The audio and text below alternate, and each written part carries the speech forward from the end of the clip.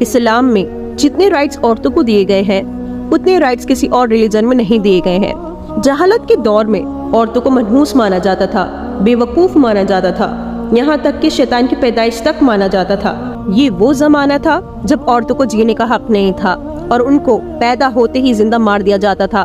یہ وہ زمانہ تھا جب شوہر کے مرنے کے بعد عورتوں کو بھی ان کے ساتھ یا تو جلا دیا جاتا تھا یا پھر ان کے ساتھ ہی دفنا دیا جاتا تھا، اور جو عورتیں یہ عمل نہیں کرتی تھیں تو ان کے ساتھ زبردستی یہ عمل کروا دیا جاتا تھا۔ اس زمانے میں عورتوں کو علم حاصل کرنے کا حق نہیں تھا، یہاں تک کہ کچھ دیشوں میں عورتوں کو کرنسی کے طور پر بیچا تک جاتا تھا۔ یہ جو ابھی تک میں نے آپ کو باتیں بتائی ہیں یہ کالے دور کی باتیں تھیں۔ اب جانتے ہیں کہ اسلام میں عورتوں کا کیا درجہ ہے۔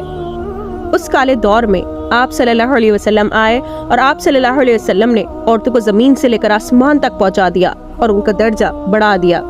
اسلام نے عورتوں کو محسینہ کہا، یعنی نیکی کی طرف بلانے والی کہا۔ اسلام نے کہا اگر عورت بیٹی ہے تو بیٹی کی پیدائش پر خوشخبری دی گئی کہ اگر 3 بیٹیاں ہوں کسی شخص کے گھر میں اور وہ ان کی پرورش کرے، تعلیم دے اور ان کا نکاح کر دے تو آپ صلی اللہ علیہ وسلم نے کہا کہ وہ میرے ساتھ جنت میں ہوگا، اور 2 بیٹیوں کے تعلق سے بھی آپ نے یہی بات فرمائی۔ اسلام میں بیٹیوں کا قتل کرنا حرام قرار دیا۔